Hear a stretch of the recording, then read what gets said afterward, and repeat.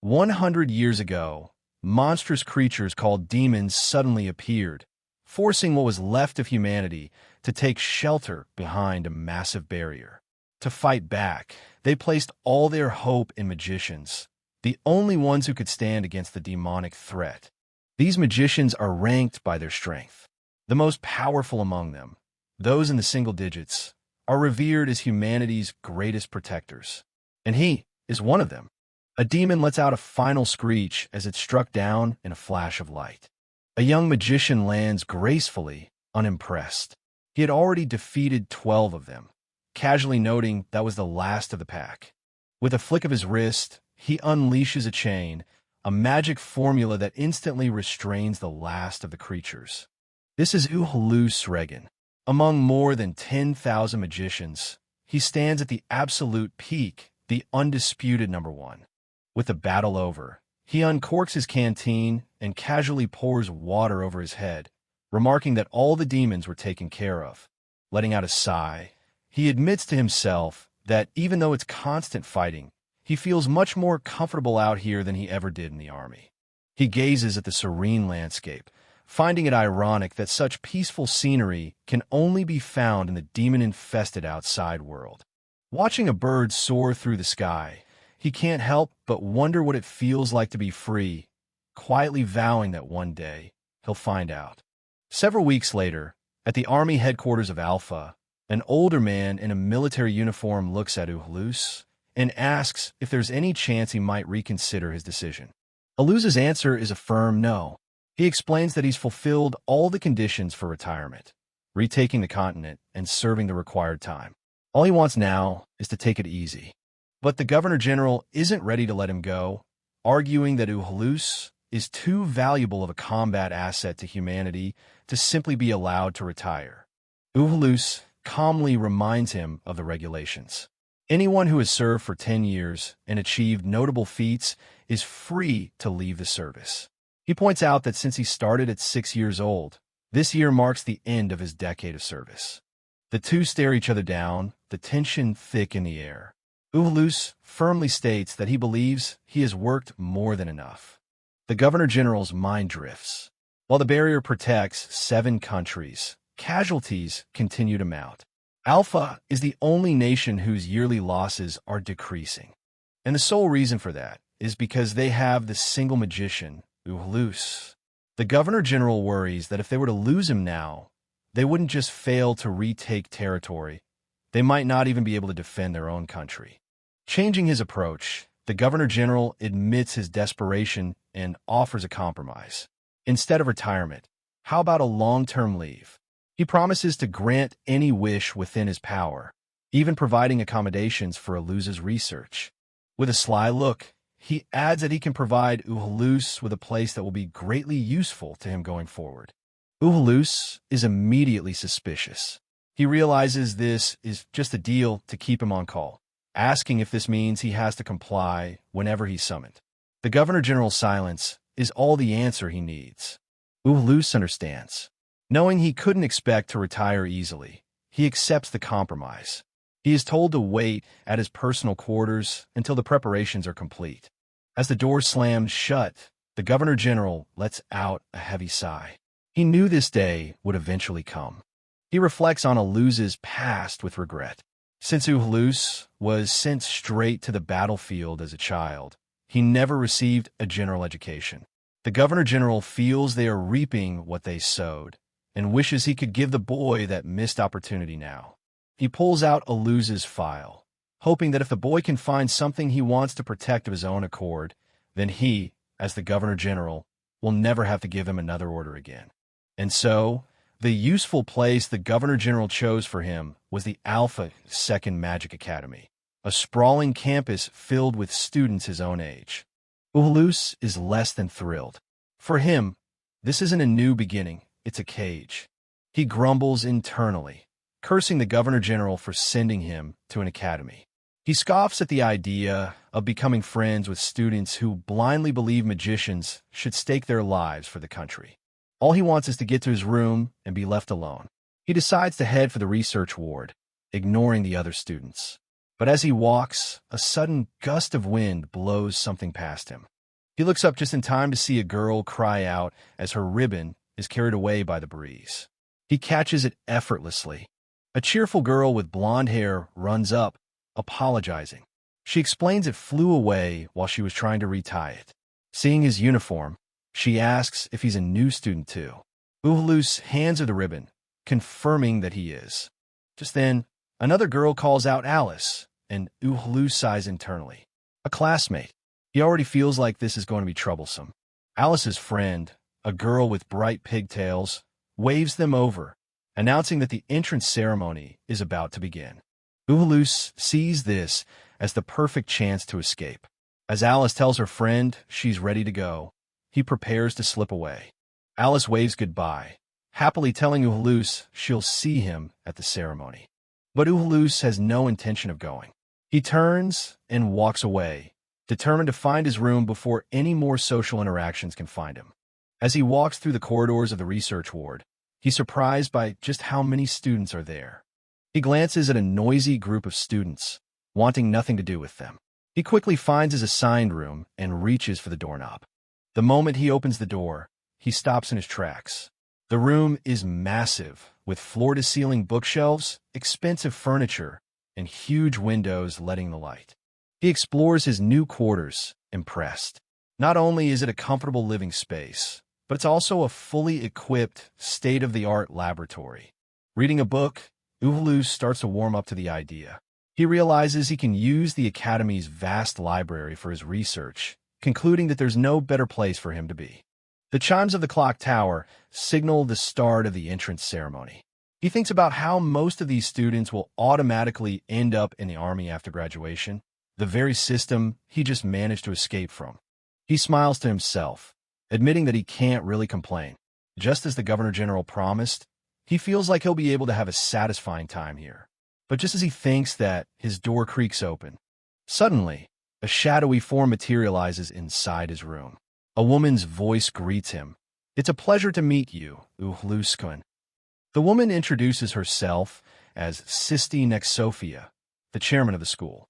Uhaloo recognizes the name, immediately sensing her intimidating presence. Uhaloo politely states that he was planning to greet her after he settled in. He recalls hearing she had resigned from service and notes that her youthful appearance must be why she's called a witch. Without warning, Sisti leans in, her face just inches from his. Uhaloo is startled by her sudden closeness as she stares at him intensely. She pulls back with a playful sigh, remarking that as expected of a singles magician, her little test didn't faze him.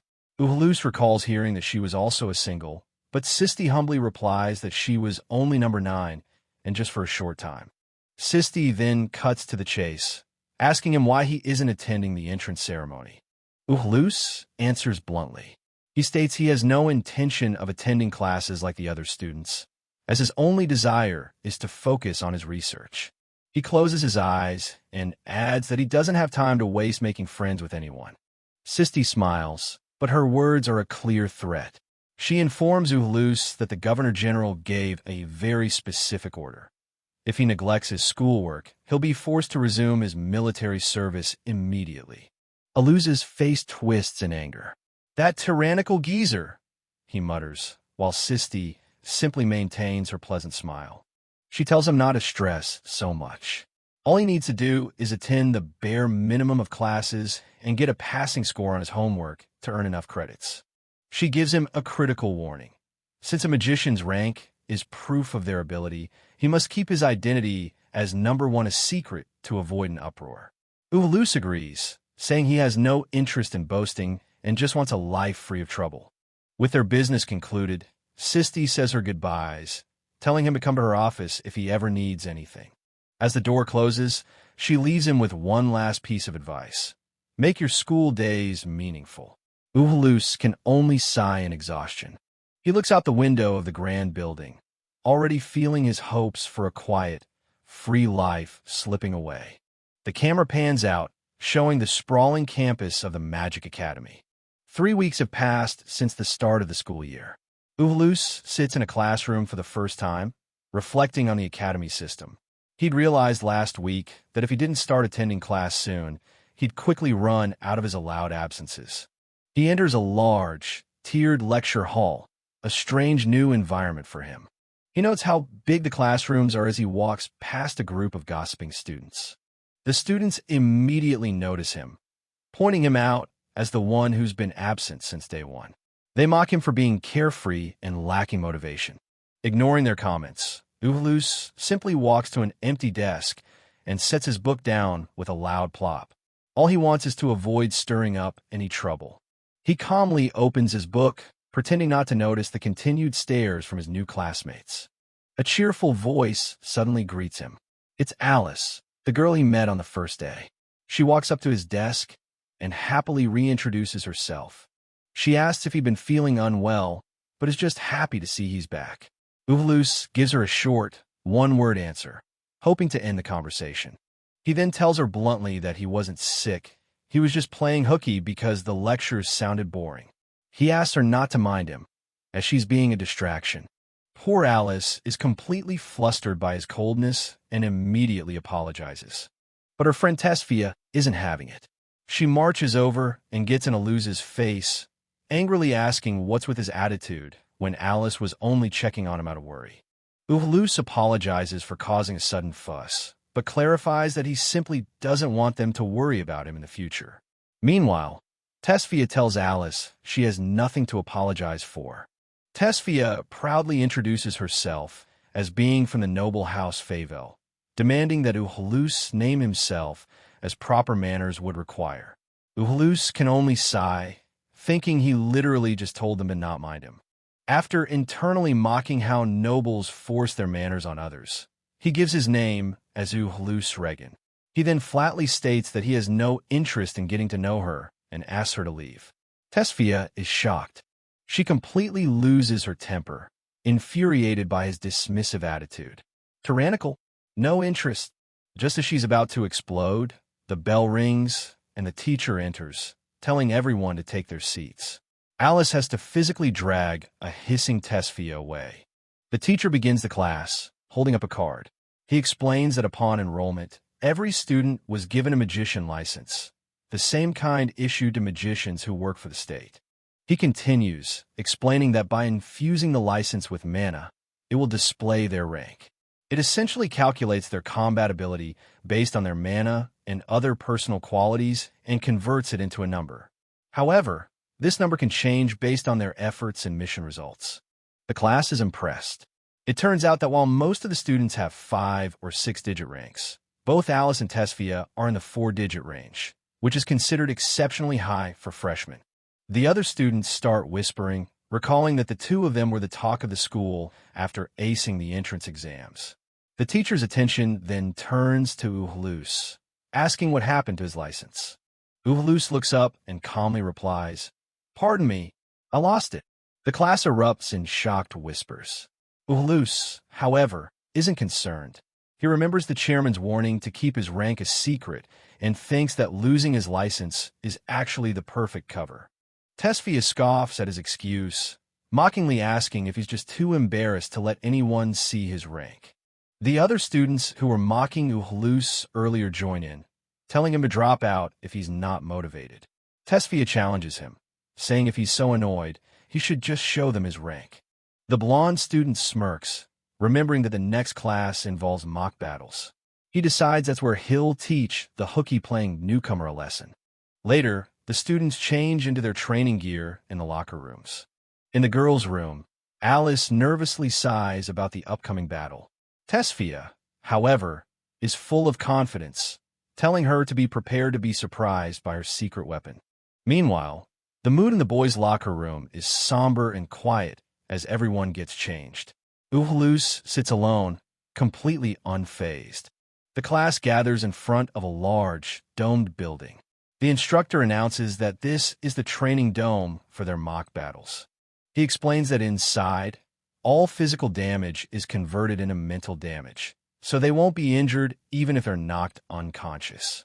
They are encouraged to use whatever skills they have, be it martial arts, weapons, or magic. He then reveals the special equipment for the day, AWRs, or auxiliary weapons. These are armaments specifically designed for magicians that assist with magic configuration.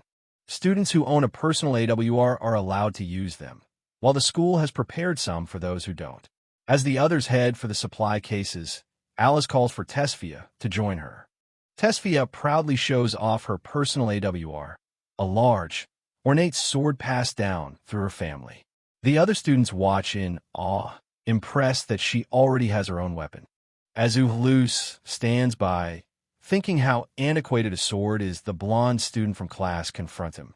With a smug grin, the student holds up his own rapier-like AWR and challenges Uhaloo to a fight, since they're both freshmen. Uhaloo accepts immediately. Perfect. He figures he can just play around with this guy for a bit and then get back to his reading. The student then asks what weapon he'll be using. Uhaloo simply holds up the book he's been carrying the whole time. His opponent, is dumbfounded. The student bursts into laughter, finding it hilarious that Uhaloo would dare to use a book against someone with an AWR. He declares that he'll use Uhaloo as his personal punching bag. Uhaloo, completely unfazed, tells him to come at him anytime. He just wants to get this over with so he can read. Alice watches from the sidelines, confused and worried about what he plans to do with a normal-looking book. Not wasting a second, the student lunges forward, yelling that he'll end the fight in an instant. He swings his rapier wildly, but Uhaloo effortlessly dodges every single attack. Uhaloo notes that the boy has no form, relying only on strength.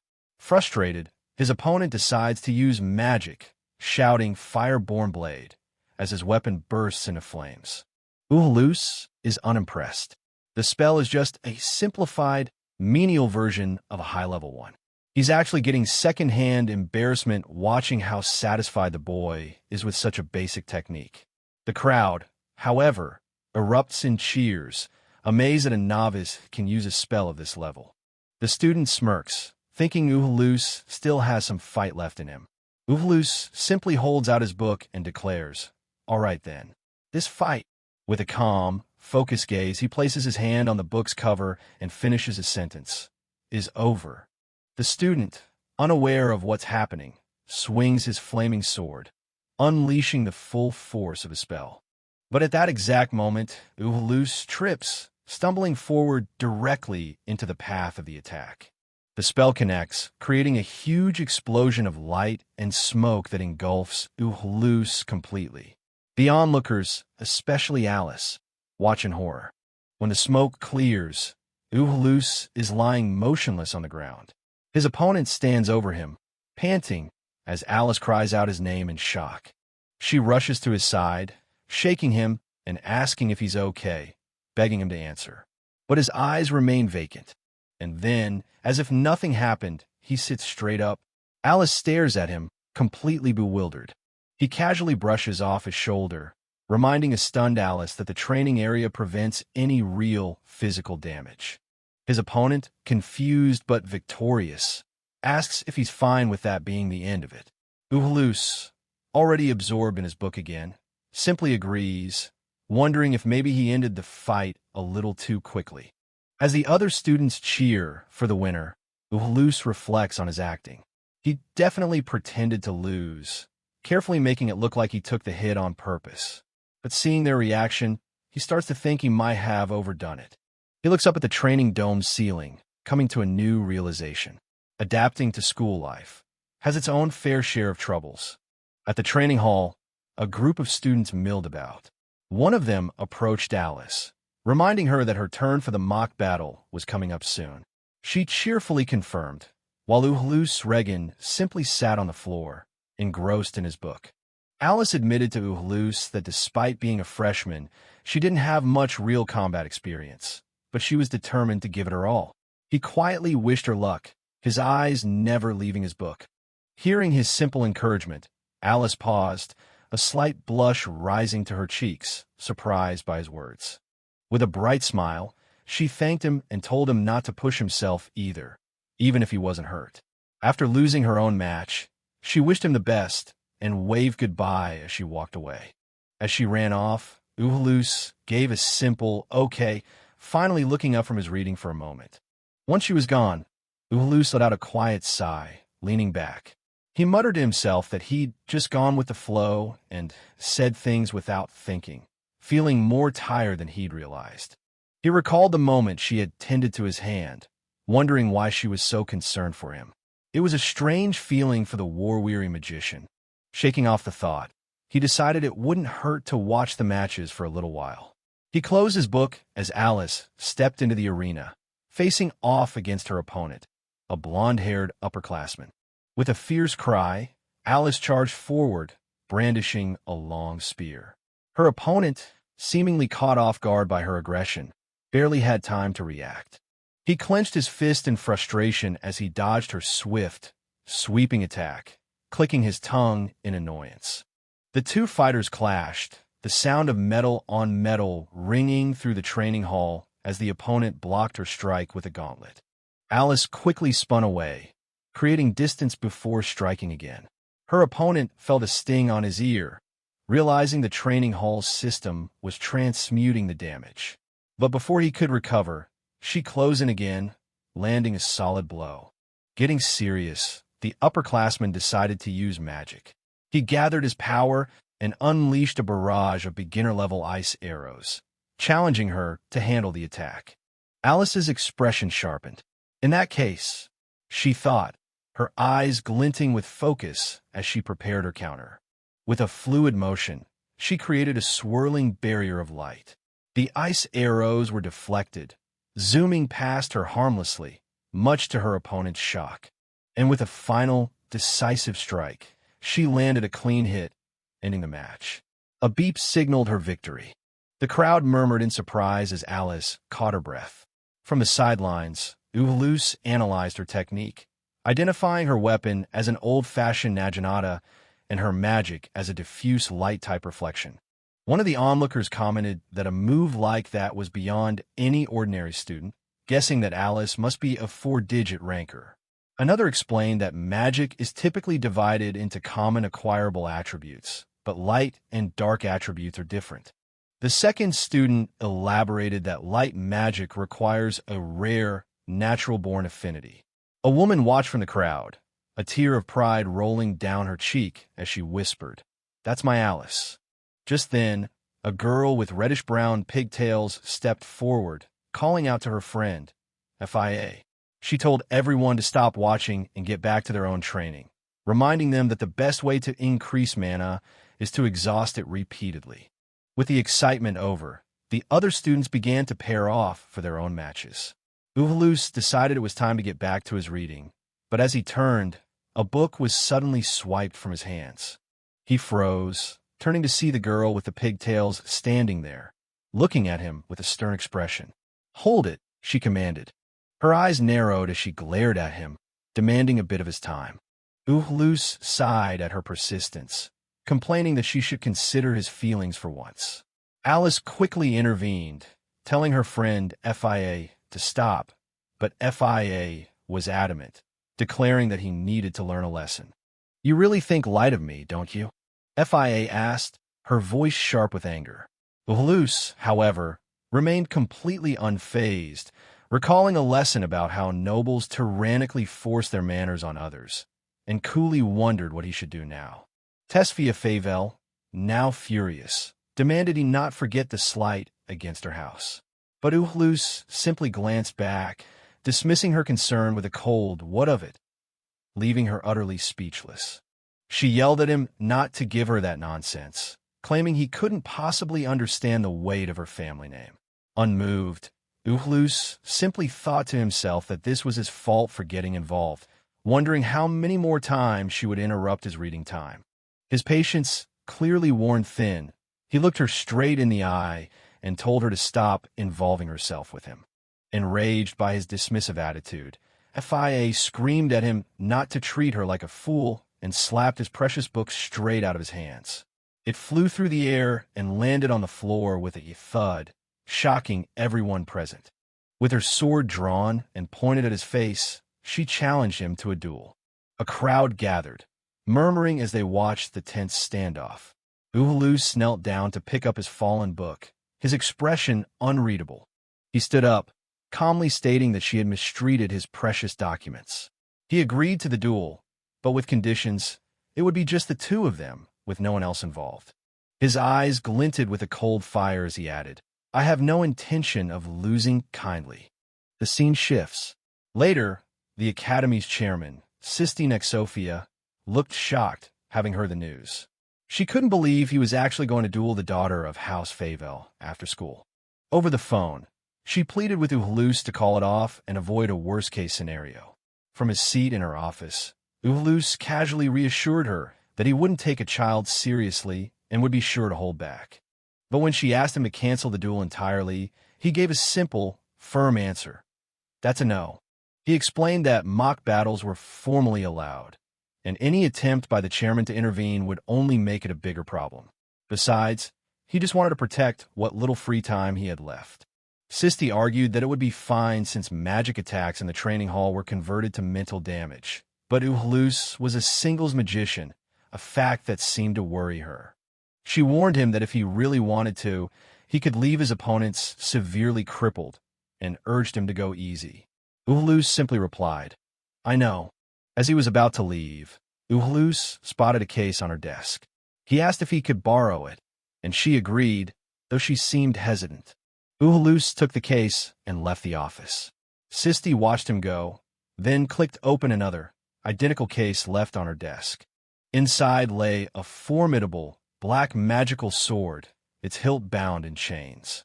Meanwhile, as FIA and Alice were leaving for the day, some classmates invited them to a study session. Alice politely declined, saying they already had plans.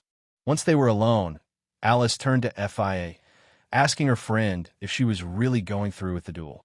FIA admitted that she knew she was going overboard and that the weight of the Favel name meant nothing to someone like Uhaloo. But still, she started, her voice trailing off as Alice listened with concern. FIA turned back with a look of fierce determination, declaring that those who insult her efforts and her pride cannot be easily forgiven. Later, Uhaloo arrived at the empty training hall, noting to himself that he was a bit early.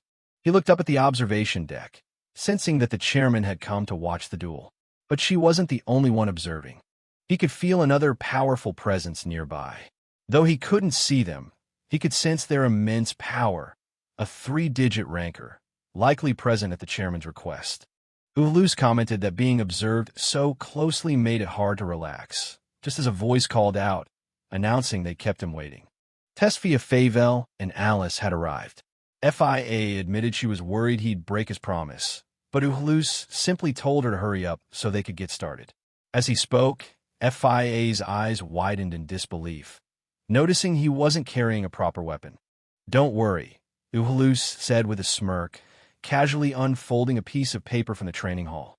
FIA stared in utter shock, screaming, That's just paper! FIA couldn't believe he planned to fight her with a piece of paper, but Uhaloo calmly confirmed that was his plan. He explained he'd borrowed it from the chairman and that it would be more than enough to handle her, which only made FIA angrier, muttering that he really liked to belittle people. Uhaloo then laid out his condition. If he won, she would stop meddling with him. Alice, trying to be helpful, offered to help him study since she was a 4-digit ranker, but he flatly told her it was unnecessary. FIA agreed, but added her own condition. If she won, he would have to apologize for everything he'd done. Uhaloo casually noted that he thought he already had, but agreed to her terms. FIA then placed her sword into a device on the floor. With the preparations complete, she turned to Alice, telling her that the starting signal was up to her.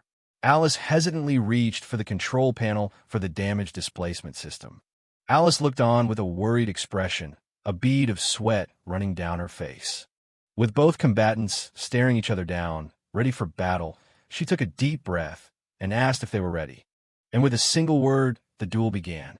The moment the signal was given, FIA exploded into action, dashing towards Uhaloo with blinding speed. She unleashed a flurry of sword strikes, but Uhaloo effortlessly dodged each one. He noted internally that her movements weren't bad compared to the other students. But, he thought, she put a little too much force behind her swings, leaving her unbalanced. She continued her assault, lunging and thrusting, but he evaded every attack with minimal movement. Growing breathless and frustrated, FIA skidded to a stop, complaining that all he was doing was running away.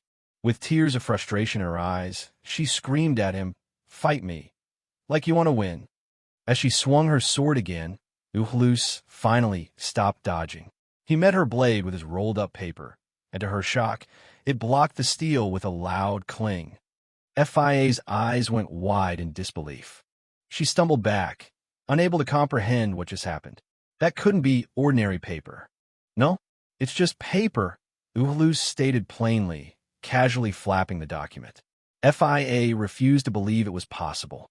She gritted her teeth, calling it impossible as she parried another one of his paper strikes. Uhaloo simply asked if she still wished to continue. Refusing to accept defeat, FIA told herself she had just let her guard down. She didn't know what trick he'd pulled, but someone like him should be a walk in the park. But before she could finish her thought, Uhaloo's voice cut through the air, cold and sharp, as he pointed out her biggest weakness. "You're full of openings."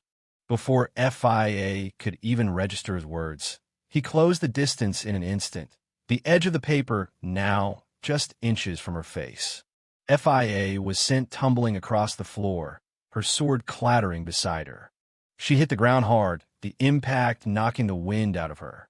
Alice cried out her name in alarm. Catching her breath, FIA couldn't believe what had just happened. Alice rushed to her side, but FIA could only stare at her own trembling hands, muttering, "This can't be." Uhaloo stood over them, his expression unchanged. "What'll it be?" he asked. "Do you admit defeat? Fioesh mindrist. Lose? Her? To him, the thought was incomprehensible. He was everything she hated, lazy, disrespectful of nobility. He was the type of person she despised. She had worked so hard her entire life to overcome the prejudice against people who didn't put in any effort. All her training, all her strength, she had never been belittled before. But now, she had to face a painful truth. She was the one who had been looking down on him. Alice tried to tell her it was enough, but FIA pushed herself back up, grabbing her sword. Fueled by pride, she refused to lose, declaring she would make him apologize. Her eyes blazed with renewed fire as she stared at the ancient runes on her blade. "I won't stand for it," she vowed. Refusing to let him deny all of her hard work, she unleashed her ultimate technique, crying out, "Icicle sword!" A massive blade of pure ice materialized above her. As the giant ice sword hurtled towards him, Alice screamed in panic, telling Uhaloo to get out of the way. But Uhaloo didn't even flinch. He simply raised his hand and tapped the tip of the rolled-up paper. With that one tiny tap, the entire icicle sword shattered into a million pieces, the sound echoing through the hall. FIA and Alice could only stare in stunned silence as the shards of ice rained down around them. FIA collapsed to the ground, defeated. "No way," she whispered. Uhaloo casually walked over to her as she let out a small yelp of surprise. And, with a gentle plop, he tapped the paper on her head, a clear sign that the match was over. Leaning down, Uhaloo looked at her and, to her surprise, offered a simple, sincere apology. He told her he hadn't been trying to insult her, and if that's how she took it, then it was his fault. FIA looked up, shocked by his words. Overwhelmed by his unexpected kindness and the crushing weight of her defeat, FIA began to cry, admitting that she had gotten too worked up and apologizing in return. Uhaloo watched her, his gaze softening for a moment. FIA, still flustered, commented that he was a surprisingly honest person. She admitted that because he stepped up and apologized, she couldn't help but respond in kind. "I guess I lost," she mumbled, clearly down in the dumps. But just as Uhaloo was about to leave, FIA grabbed his sleeve, stopping him. He turned to leave, but FIA quickly grabbed his sleeve. "What is it?" he asked, with tears still fresh on her cheeks. She looked up and asked, "How did you do it?" "That thing just now." Uhaloo calmly reminded her of the unwritten rule against asking a magician about their hidden techniques. FIA admitted she knew the rule, but the sight had been so unbelievable that she couldn't stop herself from asking. Suddenly, the sound of slow, deliberate clapping echoed through the training hall, interrupting their conversation. It was the chairman, Sisti Nexophia. She praised FIA for the high-level mock battle, but a flustered FIA could only ask what brought her here. Sisti smiled, explaining that since Uhaloo had requested she reserve the hall, she felt like coming to observe. Uhaloo, however, looked less than pleased to see her. She clarified that she wasn't worried about him. She came because she was worried about what could have happened to FIA. But FIA was more concerned about how Uhaloo had shattered her icicle sword, asking, "Who are you?" The chairman decided it would be easier to just show them. She announced that Uhaloo's license had come in from the army that morning and suggested he let the girls see it. She then presented a card to them. A number popped into view, projected from the license. A single, unmistakable digit, 1. FIA's world turned upside down. Her eyes widened in utter disbelief as she stammered, "He's rank numero uno." Uhaloo shot an annoyed look at the chairman, reminding her that she was the one who said to keep his rank a secret. She just laughed, admitting their reaction was great and that she figured it was fine to tell these two, calling it a matter of fate. The chairman then playfully warned the girls not to tell anyone else, or there would be instant punishment. FIA and Alice could only stand there, dazed, muttering that he was the same age as them. FIA pointed out that Alice didn't seem very surprised. FIA's comment snapped Alice out of it. She started stammering, admitting she was so surprised she had frozen up. With the revelation out, the chairman stepped towards Uhaloo, changing the subject. She asked him why he was doing so much research. He replied that it was to make things easier on himself. The chairman smiled slyly, suggesting that if these two girls got stronger, it would also make his life easier. But Uhaloo dismissed the idea, saying the girls couldn't do it if they just spent their school lives as normal students. He cut to the chase, asking what she was telling him to do. With a triumphant smile, the chairman put her hand on his shoulder and gave her final command.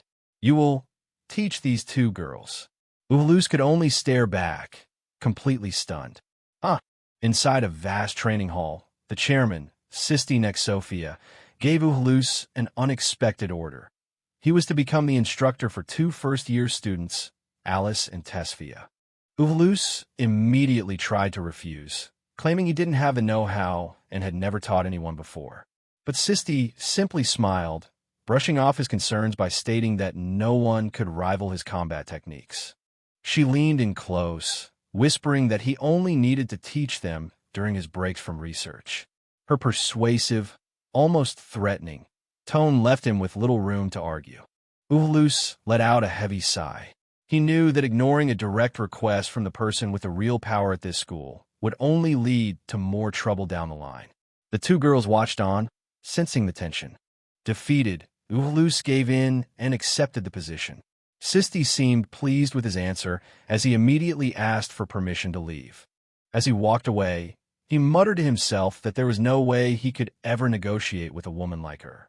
Sisti watched him go, a sly smile on her face, having gotten exactly what she wanted. Uhaloo departed without another word, leaving the three women behind him in the now empty hall. Tesia stared after him in disbelief, muttering that if someone like him was rank number 1, the world must be ending. She scornfully labeled him a deserter who ran away from the front lines to live an easy life. Suddenly, Tesia felt a chill run down her spine. She realized Sisti was walking towards her, and a wave of fear washed over her as she wondered if she had said something she shouldn't have. Her body trembled as the chairman got closer.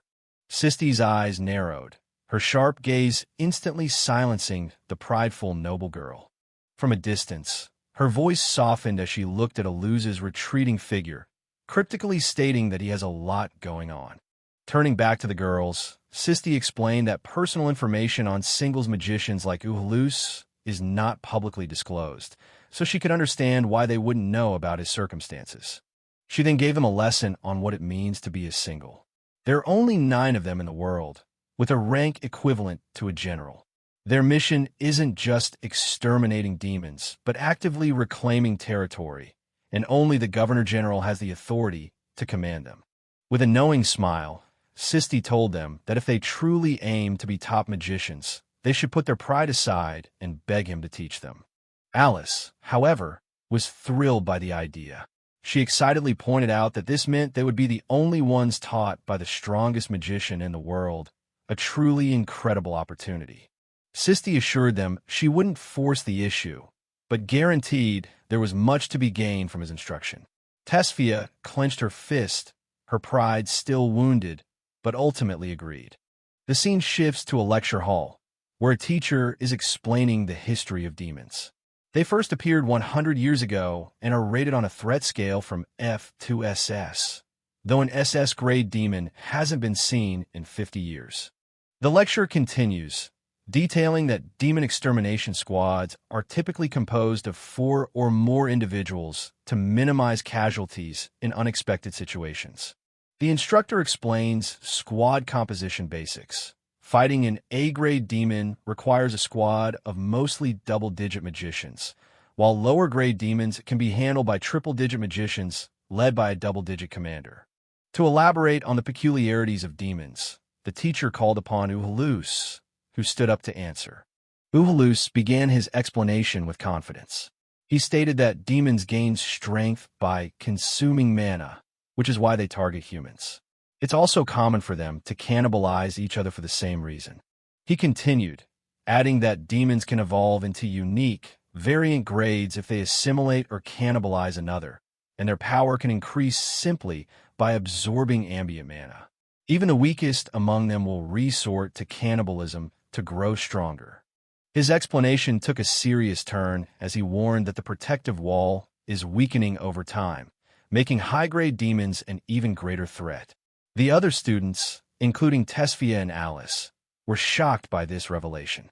After Uhaloo finished, the teacher was left momentarily speechless. The other students began whispering amongst themselves, dismissing the grim warning as a mere rumor, while Uhaloo noted that this was clearly not public information. The flustered teacher quickly wrapped up the lecture, reminding everyone about their homework. But just as Uhaloo was about to take his seat, a voice called out to him. It was Tesia who had called out to him. Putting her hand on his shoulder, she sternly told him to come with her for a moment. She led him and Alice up to the school's rooftop. Uhaloo, already annoyed, bluntly asked what they wanted. Tesia started to bring up what he had said in class. Alice, with a worried expression, asked him directly if it was true that Babel's wall was weakening. Uhaloo coolly replied that even if it was, it had nothing to do with them. Alice insisted that it did involve them, as they were aiming to become magicians who fight demons. But Uhaloo was dismissive, stating that at their current level, there was nothing they could possibly do about it. Tesia's patience snapped. "You're wrong," she shouted, her voice filled with passion. She argued that because they don't have much time, they have to prepare themselves to be ready to fight at any moment. Spending the next 3 years leisurely at the academy would bring her nothing but shame. With a determined sparkle in her eyes, she made her demand clear. He needed to train them so they would be ready to fight demons on the front lines. Uhaloo looked back at her with a deadpan expression and gave a one-word answer. "Don't wanna." His blunt refusal left Tesia completely stunned and flustered. Alice, seeing her friend's distress, began to plead with Uhaloo on their behalf. Uhaloo finally relented a little, saying he'd think about it because the chairman ordered him to. But then he directed a sharp jab at Tesia, questioning if her noble upbringing meant she didn't know how to properly ask for a favor and calling it a waste of time to train people at their level. Alice gently reminded him of the chairman's words, that he was supposed to take good care of them. Her earnest plea seemed to hit its mark, causing Uhaloo's heart to skip a beat. Uhaloo conceded that Sisti had said something like that. He then turned to Tesia, asking what she had to say for herself. The proud, noble girl struggled, but managed to force out a quiet please. Swallowing her pride completely, Tesia looked up at him with a blushing, pleading face and formally asked if he would be so kind as to teach her. With her prideful demeanor gone, A brief silence fell over the rooftop as Uhaloo and Alice simply looked at her. Uhaloo couldn't resist teasing her, remarking that she wasn't so haughty now. He finally agreed to watch over their studies, on the condition that his own research takes priority. He then added that they might not even prove useful, causing an infuriated Tesia to hiss at him. Tesia retorted that he wouldn't know until he gave them a shot, claiming there was a possibility they could become strong enough to match him. But Uhaloo corrected her, explaining that he already knew they were both exceptional. His point, he explained, was that being exceptional in school doesn't guarantee usefulness on a real battlefield. He told them that some magicians freeze up when they face a demon for the first time, losing their ability to use magic entirely. Therefore, even if he assisted with their training and helped them raise their ranks, it wasn't a guarantee of actual results when it truly mattered.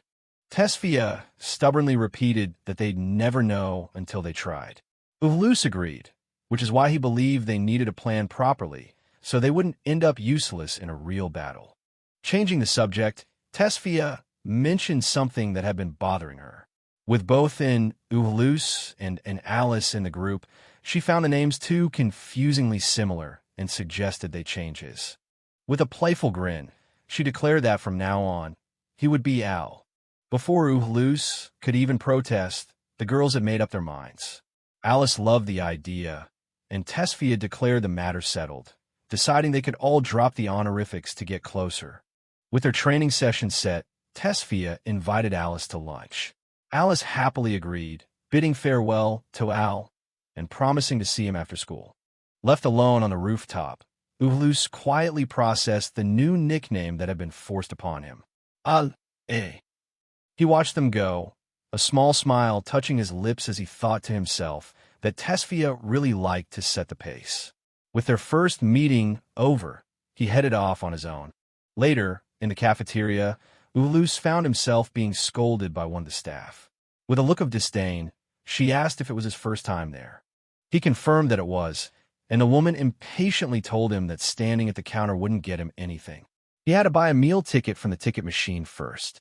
She pointed him toward a machine with a massive line of students stretching out before it, much to his dismay. A few minutes later, Uhaloo returned to the counter, his expression dark. He'd come to the cafeteria on a whim, but was quickly regretting it. He was completely lost. In the military, you just walked down the line with a tray and food was piled onto it. This school's system, with its confusing ticket machine, was totally alien to him, and the students behind him were getting annoyed. Just then, Tesia appeared, asking what he was doing. It only took her a second to realize the unbelievable truth. He had never used a ticket vending machine before. Uhaloo admitted that while he knew of their existence, he'd never actually used one. He was baffled, wondering if the machines were designed to reject first-time users. Tesia, sighing at how he was raised, simply told him that now all he needed to do was pay. The word pay triggered something in Uhaloo. The idea of them taking his money for food was outrageous to him. "Isn't that extortion?" he yelled in a fit of rage, shocking Tesia. His outburst drew whispers from the other students. Tesia quickly pulled him aside, scolding him that it's common sense to pay for food from high-class restaurants. She asked if he'd ever bought anything at the school before. When he said no, she explained he could pay with a cash card or his license, neither of which he seemed to have. Uhaloo explained that not only has he never had to pay for lunch before, but after he'd shown his rank to the chairman, she never gave him his license back. Tesia was floored. He then delivered the final blow with dramatic flair. "I don't have a single cent on me." Tesia, completely exasperated and wanting to avoid any more attention, reluctantly pulled out her own card to pay for him. She urged him to buy something quickly so they could leave, reminding him they had to see the chairman later. As he got his meal, she leaned in and whispered a reminder that the chairman had told him to avoid garnering unnecessary attention to protect his secret identity. Her words hit home, and Uhaloo realized she was right. After they got their food, Uhaloo told her he would pay her back, but she refused. She said she was the one paying him back. Her strange statement and the fact she hadn't bought anything for herself left Uhaloo confused. Tesfia simply gestured down a hallway and said she was heading that way, expecting him to follow. As they walked, Uhaloo questioned her actions, wondering if a noble like her should be concerned about something like lunch money. He thought her pride would prevent her from asking, but she calmly told him that wasn't the case. With a gentle, somewhat sad smile, Tesfia confessed that she had inconvenienced her mother by enrolling in the academy. Because of that, her mother only pays her tuition and she takes care of all her other expenses herself. Uhaloo was surprised by her honesty. He had expected her to lash out, but instead, he saw a softer, more vulnerable side to her. He realized she could smile like that, too. Tesfia stopped walking and turned to face him, her expression turning serious. She told him she had realized something during their mock battle earlier. She looked him directly in the eyes, her gaze sharp and unwavering, as she asked him a direct question. "You held back, right?" Uhaloo didn't answer, his silence confirming her suspicion. She explained that while she didn't notice it at the time, thinking back on it, she realized the truth despite his 4-digit rank. That's why she considered today's lunch as her payback for the lesson he taught her. Finally understanding, Uhaloo realized her payback was for the mock battle, not the money. He figured she must have reflected on her defeat. He humbly accepted, and Tesfia confidently replied, "Of course you will." Tesfia continued that as someone aiming for the top, she should have seen through his act, and it's only natural for a single digit to hold back against a lower rank. Uhaloo just watched her, seeing a new, more determined side to the prideful girl. She noticed him staring and asked what was wrong. Uhaloo simply repeated her question back to her as he continued to gaze at her. Then, with his usual bluntness, he said, "Getting a good look at you, you're actually pretty cute. That's all." The unexpected compliment caught Tesfia completely off guard, making her drop her license in shock. She scrambled to pick it up, frantically asking what he was blurting out all of a sudden. Unfazed, Uhaloo clarified his thought process, stating that she's beautiful and that any guy would likely find her easy on the eyes. He nonchalantly dismissed it as just a passing thought and began to walk away, asking if she was okay as he left her on the floor. Tesfia was left completely speechless, blushing furiously as she clutched her license to her chest. Tesfia yells at Uhaloo, telling him to stop blurting out weird things. But he just seems confused, thinking he was complimenting her. It's clear she's still not used to his blunt way of talking. Back in his room, Uhaloo starts rummaging through his things. It's a mess with books and items scattered everywhere, but he seems to know exactly what he's looking for. After a moment, he pulls out a strange-looking wooden object, satisfied that he brought it with him. Tesfia stands by, sword in hand, waiting for what comes next. Holding the mysterious item, Uhaloo turns to the two girls and announces that their training is about to begin. Tesfia and Alice look on, completely clueless about what he has in store for them. Tesfia immediately shouts in protest, clearly not a fan of being ordered around without an explanation. Tesfia questions the massive size of the room, asking if he plans to destroy it. Uhaloo calmly explains that it's his research room and bedroom, a privilege he earned through his accomplishments. He then tells them to listen closely. He clarifies that his training is solely focused on teaching them how to defeat demons. He warns them not to get their hopes up, as this might only raise their ranks a little. Seeing their confused faces, Uhaloo decides to start with a question, asking them what factors they think are used to calculate a student's rank. Tesfia lists the standard answers: mana amount, spell difficulty, and mission completion rate. Alice agrees, adding mana comprehension.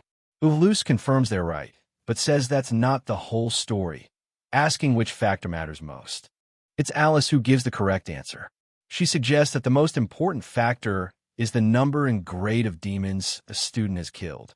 Uhaloo confirms she's right. He explains that while slaying high-grade demons is the fastest way to increase rank, it's not something students get many chances to do. Therefore, his training will focus on a different method to raise their ranks in the future. Uhaloo gives them an out, saying they can leave if they want to find another way to raise their rank. But Tesfia, determined as ever, declares that if his method works, she's all in. With that, Uhaloo tosses the wooden object onto the table and says, "Then let's actually begin." In a flash, Uhaloo swipes his hand, and the thick wooden stick is sliced cleanly in two. Alice and Tesia can only stare in disbelief at the impossible feat. He tells them their first lesson is to learn mana bestowal. The girls are baffled, since they didn't see him use any mana. Realizing he needs to explain, Uhaloo picks up a piece of paper. Uhaloo tells them to watch closely. He holds a piece of paper and simply taps it with his finger as Alice and Tesia lean in, trying to see what he's about to do. With a sharp sound, his finger slices right through the paper, as if it were a blade. The girls are completely stunned, wondering how he managed to cut it without a weapon. He begins his explanation. Normally, mana bestowal is used to strengthen an object. However, it's not very effective on organic materials because they absorb most of the mana, causing it to disperse. To demonstrate, Uhaloo borrows Tesia's sword. He says what he did wasn't simple mana bestowal. As he draws the blade, he points out that she's already unconsciously leaking her own mana into the weapon. To prove it, he shows them how the mana flowing from the sword is physically pushing her skirt away. He asks if this is what it looks like when she consciously manipulates her mana, leaving the two girls speechless. Alice is amazed at his precise control, but Uhaloo explains that his technique is different. He's not just coding an object, he's mimicking the shape of a blade with his mana, completely enveloping it. Tesia admits she can't do anything like that. He clarifies the amazing part of his technique. He isn't just outlining the paper, he's forming a blade purely out of his mana and using that to cut. Alice asks if that's even possible. Uhaloo confidently tells them that if they can master this skill, they'll be able to reach the double-digit ranks. He then picks up the strange stick again. He presents the stick to them, stating that they will use it to practice their mana bestowal. His expression turns serious as he warns them that this is just beginner training and failure to master it means they wouldn't survive against a single demon. Alice inspects the mysterious item, and Uhaloo casually reveals what it's made of, the corpse of a demon he killed. Horrified by the revelation, both girls immediately drop the sticks in disgust. Uhaloo tells them to relax, explaining he's used it for years without any problems. He says it's a precious and unique training tool, but if they want to quit, it's no problem for him. He ends by telling them to pick them up and try channeling their mana into the sticks. Alice, ever the diligent student, agrees immediately. With a smirk, Uhaloo gives an order, and the training begins with a sharp, painful pinch that makes the girls flinch. Tesia is shocked. She realizes that the moment she tried to channel her mana into the stick, it was immediately forced out and dispersed. That was the unique property of the demon it was made from. With tears in her eyes, Alice asks the obvious question. If the stick disperses mana, how are they supposed to bestow their own mana to it? Uhaloo simply looks at her and asks, "You don't get it?" Tapping the table for emphasis, Uhaloo gives them a brutally simple answer. They just have to force it. The girls are confused about how to even begin forcing their mana. Uhaloo sighs, stands up, and gives them a strange command. "Show me your skin." Though confused, Alice complies. Suddenly, Uhaloo clamps down hard, pinching both of their arms. They cry out in pain, demanding to know what he's doing. He calmly explains that mana naturally flows through the body and tells them to focus on sending their mana down to their feet. He explains his method. Normally, when holding a weapon, a person's consciousness focuses on it, causing mana to flow there unconsciously. By pinching them, he's forcing them to move their mana away from the pain, teaching them deliberate control. And it works.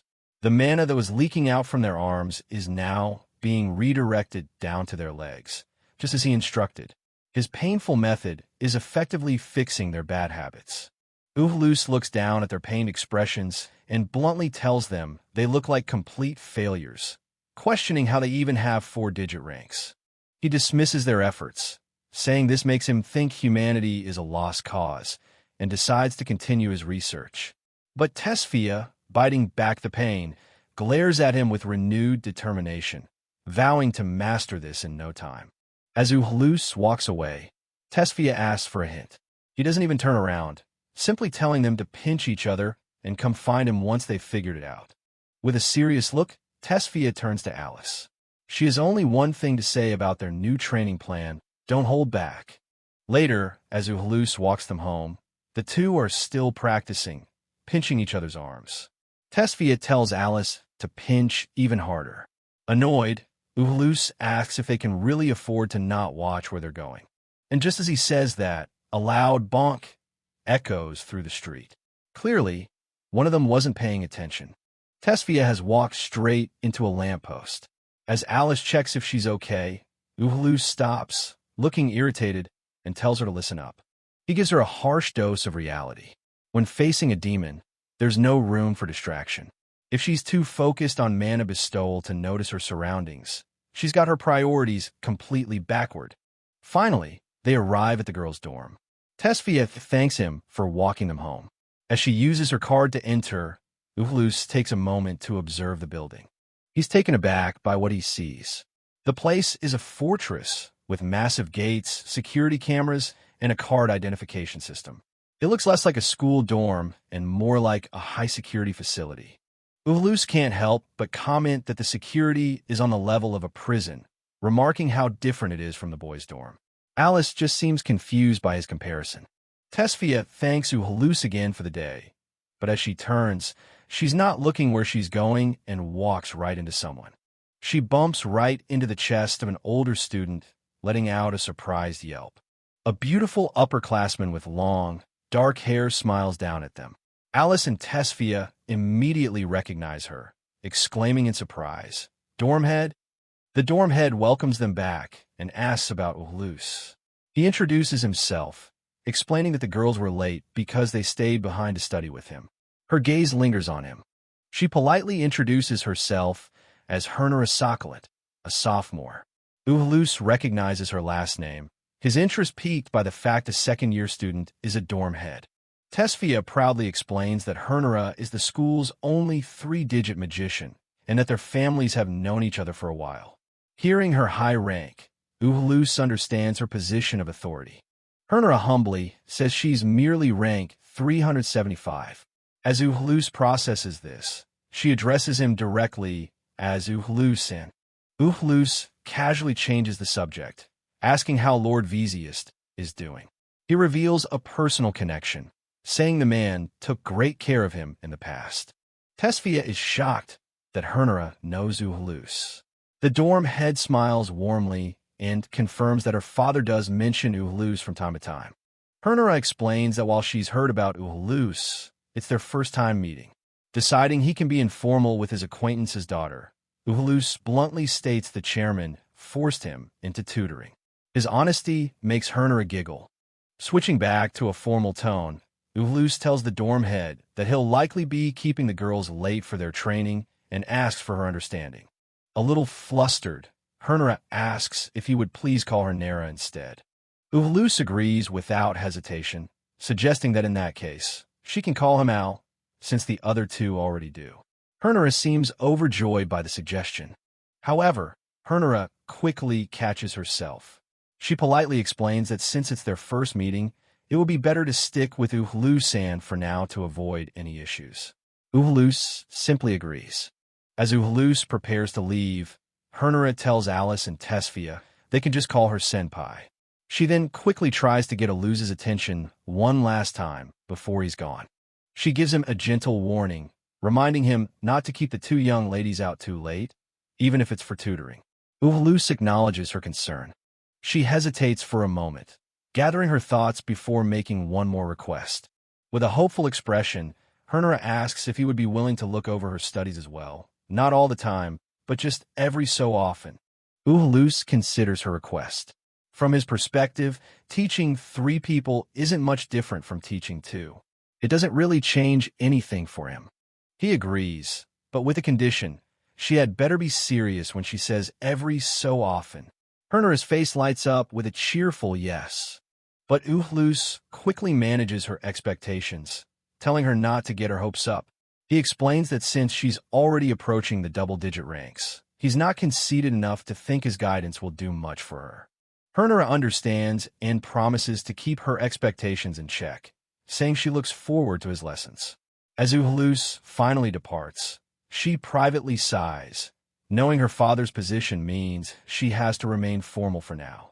Walking away, Uhaloo mutters to himself, "Good grief! What regrettable circumstances," clearly feeling overwhelmed by his new responsibilities. As night falls, Hernera dismisses the other girls, telling them it's time to turn into their rooms. Later that night, back in his cluttered research room, Uhaloo glances at his pocket watch. It's getting late. He decides to check on Tesia and Alice. He finds them still on the couch, looking exhausted but focused. Watching them, Uhaloo is inwardly impressed. He hadn't expected them to progress so quickly, a skill that normally takes ages to learn, yet they're already starting to grasp the flow of mana. He approaches them with a new instruction, telling them to stop their current exercise and instead try to bring their mana all the way to their fingertips. He hovers his hand over theirs, explaining that by feeling his mana, they should be able to sense their own more easily. Alice feels a jolt from his mana, letting out a small sound. As he gets closer, he notices the swelling and bruising on their arms. He realizes they must have been practicing non-stop ever since they got back to the dorm. A quiet sense of respect forms, and he tells them to keep up the good work. He admits to himself that the two of them have genuinely surprised him. He reminds them not to lose focus, but Tesia, deep in concentration, just tells him not to talk to her. Just then, Tesia loses her concentration and her mana flares out. She complains that she was doing so well. Seeing this, Uhaloo notes that they still need more practice and decides to call it a day.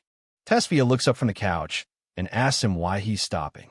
She wonders if he has something else he needs to do. Uhaloo simply replies that he has some minor business to attend to. The scene shifts, and we see him walking down a long, ornate hallway before knocking on a large door. A voice from inside grants him entry. He enters a vast office where the chairman, Sistine Exophia, is waiting for him. She looks up and says, "Right on time." With a knowing smile, she addresses him informally, Uhaloo, bringing the intense training session to a mysterious close.